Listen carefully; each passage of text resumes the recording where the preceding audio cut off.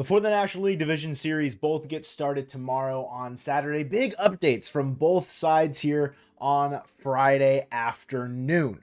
We're going to start with some bad news. Some bad news for my favorite in the National League to make it all the way to the World Series, the San Diego Padres. Joe Musgrove left with an elbow injury against the Atlanta Braves during the wildcard series, and that ended up being a bit larger of an issue than I think a lot of people had hoped for. Of course, you never want to see guys get injured, but specifically a UCL for a pitcher is just, it's bad news, okay? Joe Musgrove will now need Tommy John surgery. So it's not just him out for the rest of the playoffs, him out for the rest of next year into 2025. He probably won't pitch again until 2026 in his age 33 season. It's tough that Joe Musgrove, he really just couldn't stay healthy this year. Only made 19 starts, only made 17 starts last year as well. Was a pretty big piece to the Padres' deep run in 2022. I mean, shut out the Mets, went 7 strong, had 6 strong innings against the Dodgers in the division series in 2022.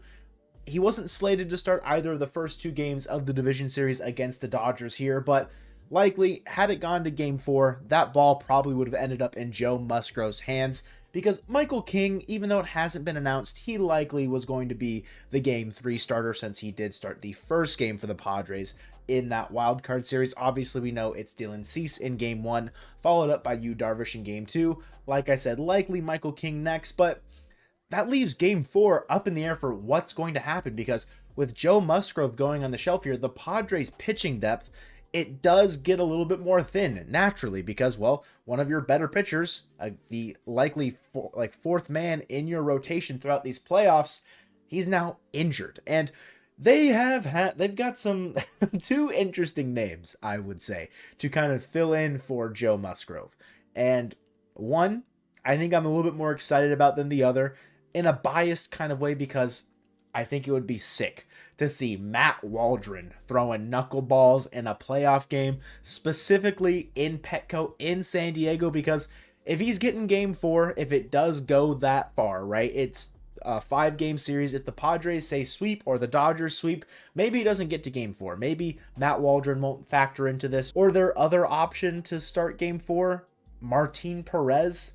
I mean, he's more of a veteran, was part of the Rangers last year as well. So maybe they turn to the veteran presence there. But again, I just think it would be awesome if Matt Waldron was throwing knuckleballs in the postseason, specifically at home in Petco. But like I said, it might not get to that point, and they might not have to use either Martin Perez or Matt Waldron until the championship series, should they get there, with how the rotation is lined up and how days off and rest kind of look. Because in the postseason, guys are going on short rest all the freaking time. I don't think it would go Game 1 Dylan Cease, Game 2 Yu Darvish, Game 3 Michael King, Game 4 Dylan Cease, but we've seen weirder things happen in the past. I mean, Luis Severino was going out and getting potentially warmed up.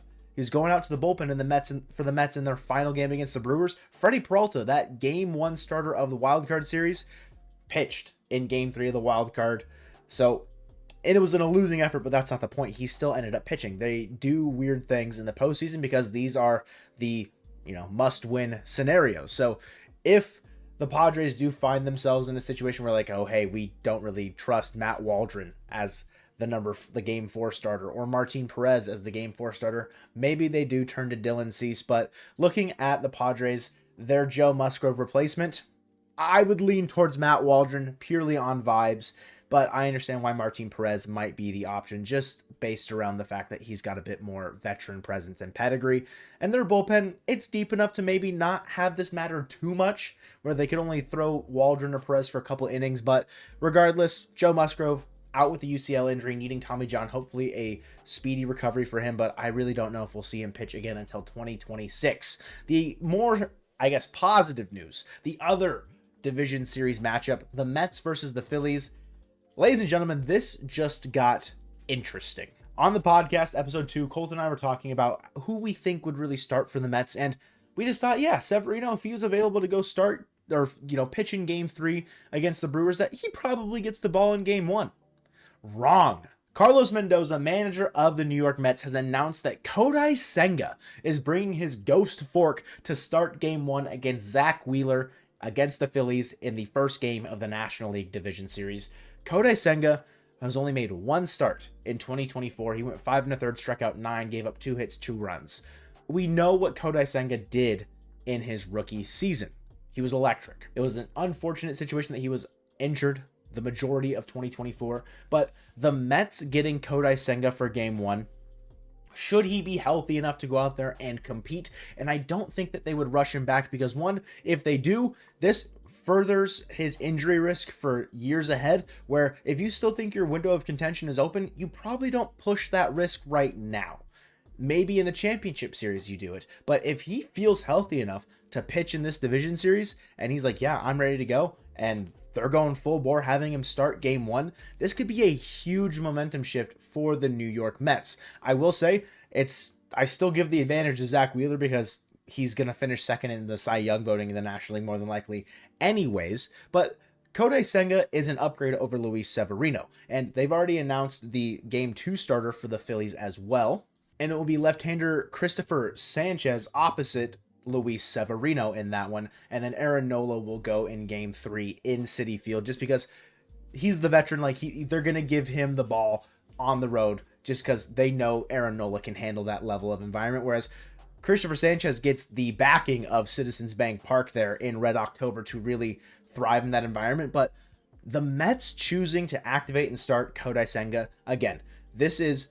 It helps their cause. I don't know if it fully wins them the series. Like, I don't think it's going to be that pivotal of a difference, but truly, getting Kodai Senga back to start a game in the postseason, if there's something that can allow the momentum that the Mets gathered from the wild card finish there, Pete Alonso's 3-run home run off of Devin Williams, then you get to be like, hey, by the way, we're bringing back Kodai Senga for game 1. That has to feel good as a Mets fan and just for team morale in general, getting to push Luis Severino back a game to make sure he's fully rested and going up against a more favorable matchup in Christopher Sanchez versus instead of Zack Wheeler, right? If there's a guy on the Mets pitching staff that can go toe-to-toe with Wheeler, it's going to be it's a tall ask, but I mean, Kodai Senga, he was absolutely filthy in his rookie season. Had an ERA below 3 at 2.98, struck out 202 batters in 166 1/3 innings pitched. Again, Kodai Senga, he's just a dude that knows how to pitch. Now, Kodai Senga did make 2 starts against the Phillies in 2023. The first one went a lot better than the second. The first one, he goes 7 innings of 1 hit, shutout ball, striking out 9. Bryce Harper was not available in that game. The second game where Harper was available, Kodai only goes 5 1/3, gives up 5 hits, 2 earned runs, strikes out 6. So, I mean, still a pretty solid start. But this Phillies team feels a lot different than they did, I'd say, at the beginning and middle of 2023. This is a complete roster. They won the National League East for a reason. But do you think that the Mets have an even better chance now that Kodai Senga is starting game 1 instead of, say, a guy like Luis Severino? Let us know down in the comments down below. Appreciate you guys watching this one, and we'll see you soon.